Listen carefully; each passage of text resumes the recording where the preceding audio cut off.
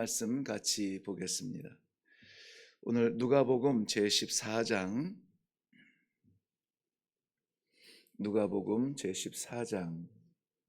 오늘 1절부터 14절까지 말씀입니다. 1절부터 14절 우리 한 목소리로 같이 읽도록 합니다. 시작. 안식일에 예수께서 한 바리새인 지도자의 집에 떡 잡수시러 들어가시니 그들이 엿보고 있더라. 주의 앞에 수종병 든 한 사람이 있는지라. 예수께서 대답하여 율법 교사들과 바리새인들에게 이르시되 안식일에 병 고쳐 주는 것이 합당하냐 아니하냐. 그들이 잠잠하거늘 예수께서 그 사람을 데려다가 고쳐 보내시고 또 그들에게 이르시되 너희 중에 누가 그 아들이나 소가 물에 빠졌으면 안식일에라도 곧 끌어내지 않겠느냐 하시니 그들이 이에 대하여 대답하지 못하니라. 청함을 받은 사람들이 높은 자리 택함을 보시고 그들에게 비유로 말씀하여 이르시되 내가 누구에게나 혼인잔치에 청함을 받았을 때에 높은 자리에 앉지 말라. 그렇지 않으면 너보다 더 높은 사람이 청함을 받은 경우에 너와 그를 청한 자가 와서 너더러 이 사람에게 자리를 내주라 하리니 그때에 네가 부끄러워 끝자리로 가게 되리라. 청함을 받았을 때에 차라리 가서 끝자리에 앉으라. 그러면 너를 청한 자가 와서 너더러 버시어 올라 앉으라 하리니 그때에야 함께 앉은 모든 사람 앞에서 영광이 있으리라. 무릇 자기를 높이는 자는 낮아지고 자기를 낮추는 자는 높아지리라. 또 자기를 청한 자에게 이르시되 내가 점심이나 저녁이나 베풀거든 벗이나 형제이나 친척이나 부한 이웃을 청하지 말라. 두렵건대 그 사람들이 너를 도로 청하여 내게 가품이 될까 하노라. 잔치를 베풀거든 차라리 가난한 자들과 몸 불편한 자들과 저는 자들과 맹인들을 청하라. 그리하면 그들이 갚을 것이 없으므로 내게 복이 되리니 이는 의인들의 부활 시에 내가 갚음을 받겠음이라 하시더라. 아멘. 네, 우리 먼저 기도하겠습니다. 오늘도 허락하신 이 하루를 어떻게 살아야 합니까?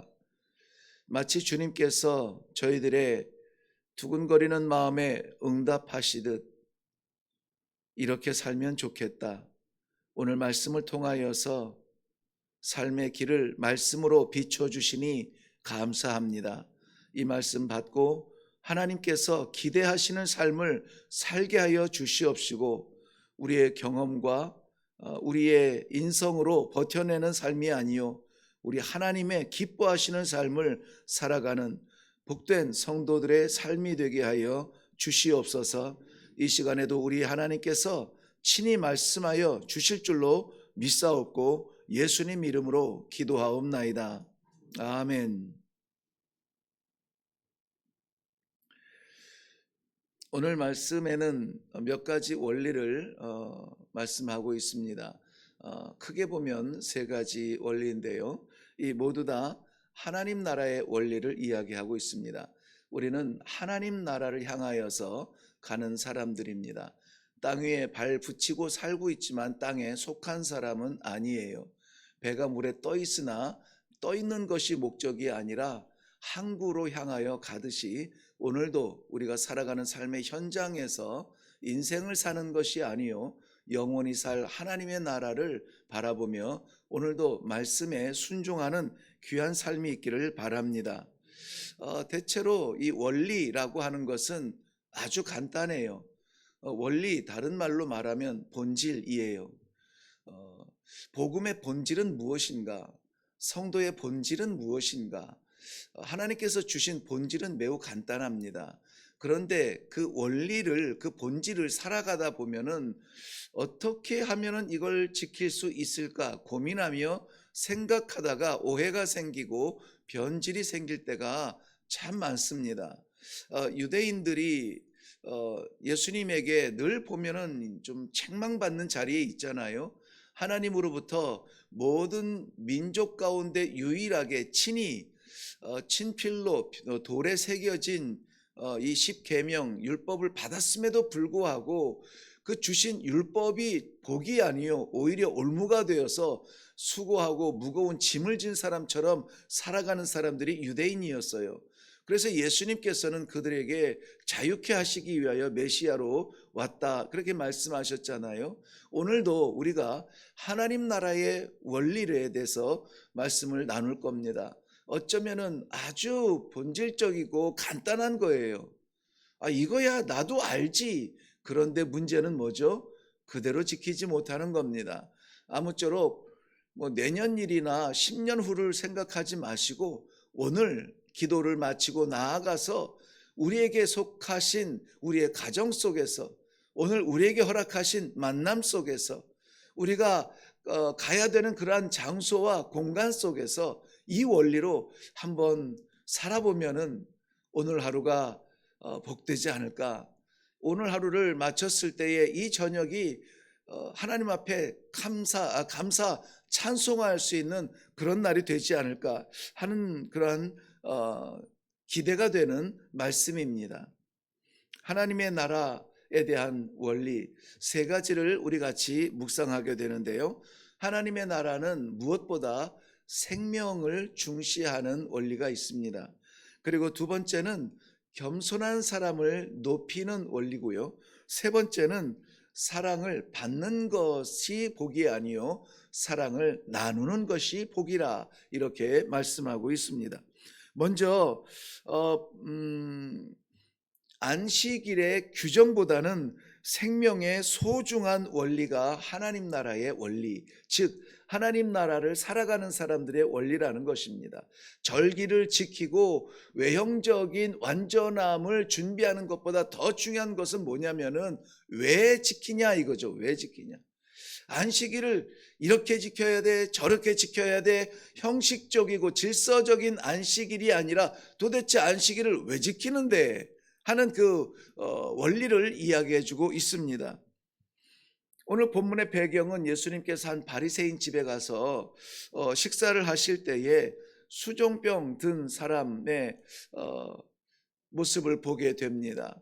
수종병은 정확한 의학적인 그러한 구별은 제가 잘 못하겠는데 이 물이 차서 이 장기나 이러한 기능들을 막아냄으로 말미암아 이렇게 손발이 얼굴이 배가 이렇게 부종처럼 이렇게 부어오르는 그러한 병이라고 합니다. 그래서 누가 봐도 아는 사람 아는 거예요. 우리가 조금만 부어도 너무 피곤한 거 아니야? 어디 좀 잘못된 거 아니야? 이렇게 이야기하는 거 있잖아요. 그렇듯이 그것이 병 증세가 된다면은 굉장히 외형적으로 나타나는 병이에요. 그런데 그 외형적으로 나타나는 누구나 볼 수 있는 병을 예수님이 주목하고 있는 거예요. 다른 사람도 다 볼 수 있어요. 그런데 왜 다른 사람은 침묵하고 예수님이 입을 여냐? 안식일이라는 거죠. 이 안식일에 병자를 고치는 것을 당시에는 의사가 일하는 것으로 그렇게 생각을 했어요. 안식일에는 일하면은 안 되는데 사람을 고치는 것은 일이다. 그렇게 해서 일하면은 안 된다는 이러한 강박관념, 이 질서 때문에 이렇게 병들고 힘들어하는 그 이웃들을 바라보면서도 아무것도 하지 아니하는 거예요. 그것에 대하여서 예수님께서 이렇게 오히려 질문하시면서 깨닫게 하십니다. 5절 말씀 보면 또 그들에게 이르시되 너희 중에 누가 그 아들이나 소가 우물에 빠졌으면 안식일에라도 곧 끌어내지 않겠느냐 하시니, 자 이때에는 예수님께서 안식일이라도 너희 자식이나 나귀가 다른 성경에서는 나귀라고 이렇게 되어 있다고 하죠. 나귀나 소가 빠졌으면은 그냥 쳐다보고 있겠느냐? 어이구 내 새끼, 어이구 내 송아지 하면서 끄집어내지 않겠냐? 그거는 일이 아니겠느냐라고 말씀하시면서, 안식일에 물론 하나님께서 정하신 것은 7일 동안 일을 하고 마지막 날 쉬라, 내가 신이 너희도 쉬라라고 하는 이 쉼의 원리를 주었다고는 하지만은 이것은 제한적 쉼이라고 제가 설명을 드렸습니다. 왜냐하면 7일 동안 일한 수고가 마지막 날 쉬면은 그 다음 날은 어떻게 됩니까? 다음 날 또 수고의 현장에 나아가야 되는 거예요. 그러니까 여기서 안식일은 그림자적인 안식일, 제한적인 안식일이에요. 이것도 쉬지 아니하면은 우리는 하나님께서 지으신 본래의 형상을 유지할 수가 없는 연약함이 있어요. 그런데 우리 주님께서 주신 안식은 어떤 안식입니까? 안식이 끝난 다음에 다시 수고해야 되는 안식이 아니라 완전하고도 영원한 안식을 주셨다는 거예요. 그 날이 언제입니까? 곧 주의 날이라는 것입니다. 십자가에 못 박혀 죽으셨다가 사흘 만에 우리의 죽음 같은 죄악의 모든 것을 다 깨트려 버리시고 영원한 생명으로 부활하신 날이 주일이에요. 그래서 이 주일은 우리에게 허락하신 영원한 안식일의 본체, 안식일의 실체, 하나님 나라의 그 자유, 이것을 우리들에게 주신 것입니다. 이 날을 우리에게 주셨는데 그림자적인 안식일의 질서에 매여서 우리가 이렇게 해야 돼, 저렇게 해야 돼, 이런 주일은 이렇게 해야 돼, 주일은 이렇게 지켜야 돼. 물론 워낙 안 지키면은 그런 질서를 정해줄 수도 있겠지만, 교회를 통해서도 거룩한 예배에 대한 질서를 주시기는 했지만 거기에 매여서 생명을 바라보지 못하는 안타까움이 있으면 안 된다는 것이죠. 어디 거룩한 주일에 예배를 드려야 되는데 술 냄새 풍풍 풍기면서 올라오냐고 막는 것이 옳겠느냐? 저는 그렇게 생각하지 않아요. 이것이 우리 모두 다가 감춰놓은 부족함의 어떤 나타남이 아니겠습니까? 그래서 뭐 이렇게 전도하다가 보면은 제가 아직 해결 못한 게 있습니다. 그거 다 끊고 내가 떳떳하게 교회 가겠습니다. 왜 이런 이야기를 하게 되었을까요? 교회에서 예배드린다라고 하는 사람들이 물론 거룩에 집중해야 되지만은 외형적이고 외식적인 거에 매여 있어서 그런 연약한 사람들이 감히 발딛지 못하는 장소라고 생각을 하고 있는 거예요. 다 부족함 가운데 올라와서 은혜 받고 다시 살겠다고 다짐하며 내려가는, 회복되는 자리가 어디입니까? 예배의 자리잖아요. 그런 의미에서 예수님께서는 안식일에 이렇게 너희들이 일한다고 금했던 사람의 생명을 바라보는 그러한 긍휼의 마음이 회복되어져야 된다. 긍휼이야말로 이 안식일의 가장 소중한 원리다, 이렇게 이야기하고 말씀하고 있는 것입니다. 누가복음 10장 30절 이후에 보면은 예루살렘에서 여리고로 내려가던 한 사람이 강도를 만나서 피투성이가 되어서 쓰러져 있는데, 제사장이 됐던 율법학자가 됐던 서기관들이, 종교인들은 율법을 인하여서 그냥 스쳐 지나갑니다. 죽은 시체를 만지면 그 다음에 무엇을 할 수가 없어요. 그것이 정결제를 드리고 정결하게 씻은 다음이 아니면 다음 행보를 할 수가 없는 거예요. 그러니까는 피하여서 그냥 갔을지 모르겠지만 사마리아 사람은 그거 아니에요. 사람이 죽었는데, 사람이 죽어가는데 그를 끌어안고 씻어주고 닦아주고 치료해주고 했던 것을 볼 수가 있습니다. 그러면서 예수님이 이렇게 질문하시죠. 누가 너희의 이웃이냐? 이웃을 찾아내라는 말이 아니라 그런 이웃이 되라는 거예요. 몸에 피 좀 묻히면 어떻습니까? 정결 예식 그거 지키지 못하여서 하나님이 그 예식 받자고 정하신 것이 아니지 않습니까? 하나님은 한 생명 살리는 그 귀한 손길을 바라보면서 사마리아인 너희가 손가락질하는 저야말로 우리의 이웃이지 않겠느냐라고 말씀하시는 것입니다. 오늘 우리는 이러한 거룩의 근처에 있지 아니하는 사람을 품고 기도할 수 있어야 되겠습니다. 우리가 복음의 밖에 던져놓았던 그러한 사람들을 용서하며 오늘은 그들을 위하여서, 오히려 그 생명을 위하여서 기도하는 시간이 되면 좋겠습니다. 우리를 괴롭게 하고 우리를 못 살게 하고 우리를 오해하고 우리를 짓밟았던 사람들을 위하여서 오히려 기도할 수 있기를 바랍니다. 나라와 민족을 위하여서 기도할 때에, 나라가 혼란스러울 때에 정말 우리가 무엇을 위하여 기도해야 될지 우리 이 시간에 한번 생각하며 하나님께서 생명을 품을 수 있는 그 넓은 마음을 우리들에게 주시기를 주님의 이름으로 축원합니다. 그 다음에 두 번째 우리 하나님의 나라의 원리는 잔치의 낮은 자리에 머물라는 겸손의 원리예요. 이건 잔치 이야기가 아닙니다. 말씀드린 것처럼 하나님 나라의 원리예요. 하나님의 통치를 받는 사람의 삶의 원리라는 것입니다. 낮은 자리, 즉 겸손한 자의 원리예요. 잔치에 청함받았을 때에 사람들이 서로 인정받는 자리, 높은 자리, 저는 어렸을 때에 상석이라는 말을 많이 들었는데요. 상석에 앉아서 내가 이 정도 되는 사람이야, 내가 초대한 이 사람의 이러한 측근이야라고 가서 올라 앉을 때에 조심하라는 거예요. 똑같이 초대받았으나 나보다 더 높은 사람이 왔을 때 잠깐 자리를 좀 내주시오 라고 하면은 앉았던 그 뿌듯한 자리에서 일어나 다른 자리로 밀려가는 그 수치를 당할 것이라는 것입니다. 그러니 오히려 초대함 받았을 때에 구석자리에, 낮은 자리에 앉으라고. 그러면은 초대한 그 친구가 와서 너 여기 왜 있어? 이쪽으로 와 하고 그 가까운 자리, 우리가 흔히 말하는 귀한 자리에 앉게 하실 거라는 거예요. 그러므로 사랑하는 성도 여러분, 오늘 우리가 하나님의 통치를 받는 예수 그리스도의 질서로 살아가는 성도들이라면은 낮은 자리를 찾아가 볼 수 있기를 바랍니다.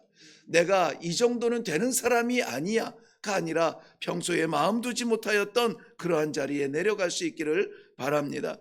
요한복음 3장 30절 말씀에 보면은 당대의 사람들로 인하여서 주목받던 세례 요한이라고 하는 사람이 사람들이 그에게 와서 줄을 서서 세례를 받고 죄사함을 받기 위하여서 간절하게 매어 달리고 있을 때 그의 눈에 누가 띄었느냐? 예수 그리스도가 띄었습니다.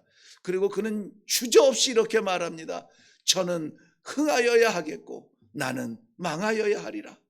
기꺼이 이렇게 말할 수 있는 예수 그리스도의 다스리심이 내가 주의 주권 아래 살아가고 있다면 이 모든 영광은 하나님께서 받으시고 나는 종입니다. 도구입니다. 나는 머슴입니다. 이러한 자세로 오늘 하나님의 영광을 높여드릴 수 있다면 우리 하나님의 기쁨의 산 제사를 드릴 수 있는 삶이 될 줄로 믿습니다.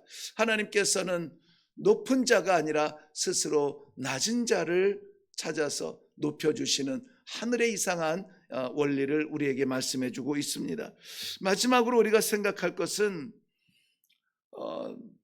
되갚지 못할 사람들을 위하여서 구제하는 원리라 이렇게 말씀하고 있습니다. 예수님께서 잔치를 베푸신다면은 사람들은 보통 누구는 불러야 돼, 누구는 찾아야 돼, 누구 오라고 해 하고 가까운 친구들, 친지들 또 내가 이 잔치를 했을 때에 그 잔치에 누가 갔어? 야, 그 사람 대단한 사람이네. 결혼잔치에 유명한 사람이 왔다면 그 결혼잔치가 빛나는 것처럼 생각을 하잖아요. 그래서 저는 가끔 이런 생각을 할 때가 있었는데요. 왜 유명한 사람 곁에는 유명한 사람만 있을까? 제가 선교지에서 저는 잘 이제 듣지는 않는데 집사람이 남편의 설교에 은혜 받지 못할 때에는 밖에서 다른 선교사님으로부터 공급받은 한국의 유명한 목사님들의 설교를 이렇게 들을 때가 가끔 있어요. 그럴 때에는 제가 어떤 목사님 이름은 말씀드리지 않겠지만 어떤 목사님이 설교하는데 아무개가 내 친구고 아무개가 내 동기고 지금도 가까이 만나면서 이렇게 이 신학적인 얘기를 하고 교회에 대하여서 이야기를 나눈다 하는데 그 아무개가 내 친구고 아무개가 내 동기라고 하는데 정말 우리나라에 손꼽히는 목사님들이더라고요. 그때 제가 아내가 다른 사람의 설교를 들으면서 은혜 받는 게 배가 아팠는지 이런 생각이 들더라고요. 저 목사님은 개척교회 하는 그 목사 친구는 안 계신가? 시골에서 산골에서 정말 힘겹게 목회하는 그런 친구는 안 계실까? 그런 생각이 좀 가끔 들었는데 오늘 말씀에서 저는 굉장히 위로가 되는 것이 우리 주님께서 말씀하시는 것이 그런 거예요. 대단한 사람, 유명한 사람, 가까운 친지를 부르는 것은 쉽습니다. 그런데 그도 나중에 나를 그렇게 초대할 건데 그럼 내가 초대한 이 잔치의 베풀문, 이러한 베풀문, 나눔은 아무것도 아닌 거예요. 나도 그 나눔을 받았으니까 말이죠. 근데 예수님께서는 이렇게 권면하는 겁니다. 네가 초대해도 너를 초대할 수 없는 사람을 초대하라는 거예요. 이것을 우리가 좀 신앙 교회에서 쓰는 용어로 생각을 한다면 구제라는 단어를 생각할 수가 있어요. 우리가 구제할 때에 이 구제한 것을 다시 돌려줄 수 없는, 되돌려 받지 못할 사람들에게 기꺼이 구제하라는 것입니다. 우리가 땅에서 베풀 때에 땅에서는 비워지는 것 같지만은 내가 구제하며 나눌 때에 내 것이 비워지는 것 같지만 하늘에서는 채워진다는 거예요. 내가 수고하고 애쓰는 것이 소진되는 것 같지만은 내가 이 쏟아지는 것 같지만 하늘에서는 채워진다는 거예요. 이것이 하나님 나라의 원리라는 것입니다. 그래서 오늘은 우리가 하나님의 성도로 살아갈 때에 부어지고 쏟아지고 베풀지라도 거두어들이지 아니하, 계산하지 아니하는 그러한 사랑의 구제가 있기를 바랍니다. 그래서 하나님 나라에 채우는 축복이 있기를 바랍니다. 되돌려받을 생각하지 마시고 나누세요. 오늘 우리가 손해볼 수 있는 자리가 있을지 몰라요. 기꺼이 손해볼지라도 나로 인하여서 상대방이 웃을 수 있다면 주님 감사합니다. 행복할 수 있다면 하나님 감사합니다. 다른 사람의 체험을 위하여서 나를 써주시니, 나를 비워주시니 감사합니다. 살아가는 성도 여러분, 우리는 예수님의 십자가에서 물과 피를 다 비우시고 얻은 생명 아닙니까? 우리는 이 생명 감사하고 있는데 우리 조금이라도 손해보면은 장로, 목사, 권사가 어디 있어요? 분하고 억울해서 따지고 그거 아니라고 그렇게 해서 돌려받으려고 생각하지 마시고 오늘은 그저 하나님 나를 사용하여 주옵소서. 내게 있는 여력 주님 섬기는 일에 쓰임받겠습니다. 구제하는 일에 쓰겠습니다. 한 끼 외식 안 하고 하나님 나라 위해서 주의 백성을 살리는 데 쓰겠습니다. 이러한 좀 결단이 있는 귀한 아침이 되기를 주님의 이름으로 축원합니다. 기도하겠습니다. 하나님 아버지, 오늘도 살아갈 때에 두렵고 떨리지만 하나님 나라의 백성으로 살아갈 수 있는 이 기회를 주시니 감사합니다. 아버지 하나님, 저희들이 유명한 사람, 대단한 사람, 그러한 사람들 곁에서 친구 되는 것 좋지만은 그러나 우리 하나님 무명으로 살아가며 고통당하며 아무도 바라보지 아니하는 그러한 사람들 곁에 보내어 주시고 우리를 통하여서 그들이 위로받게 하여 주시옵시고 우리를 통하여서 새로운 소망을 가질 수 있는 쓰임받는 주의 종들이 되게 하여 주시옵소서. 우리 하나님께서 기대하시는 자리, 그 자리에 머물게 하여 주시기를 원합니다. 하나님 보내시는 자리로 가게 하여 주시옵소서. 겸손하여 우리의 이름은 무명일지라도 우리 하나님 나라에서 유명한 자들이 다 될 수 있도록 도와주시고 하나님 손바닥에 새겨지며 생명책에 새겨지는 그 감격으로 살아가는 이 땅 위에 잠시 지나갈 것들에 마음 빼앗기지 아니하도록 축복하여 주시옵소서. 아버지 하나님, 오늘도 저희들을 사용하여 주옵소서. 우리를 채우는 자리가 아니라 우리가 부어지는 자리가 될지라도 우리 주님의 질서에 따라서 우리 하나님 아버지 거둬들이지 아니하는 구제가 반드시 있게 하여 주시옵소서. 이루어 주실 줄로 믿사옵고 예수님의 이름으로 기도하옵나이다. 아멘. 네, 오늘도 우리는 받기보다는 주어야 되는 사명을 말씀을 통해서 받았습니다. 오늘도 그렇게 쓰임받기를 바랍니다. 두렵습니다. 저도 자신이 없어요. 그렇지만 우리가 결단하고 순종한다면 우리 아버지께서 이루어 주실 줄로 믿습니다. 우리는 우리 능력으로 살지 않아요.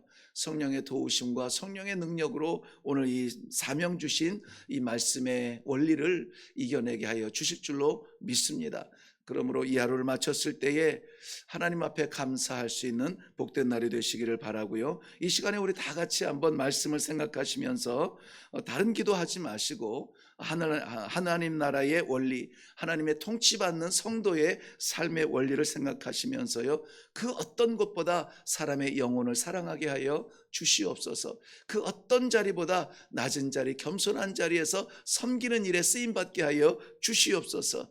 그 무엇보다 내가 거두는 것이 아니라 오늘 나를 쓰시고 나를 되돌려받지 못하는 구제의 손길이 되게 하여 주사, 나를 만나는 사람들이 나를 통하여서 채워지는 그러한 복의 길이 되게 하여 주시옵소서. 이 시간에 먼저 우리 다 같이 그것을 기도하시고 그리고 각자의 기도의 제목으로 내려가겠습니다. 우리 같이 기도하겠습니다.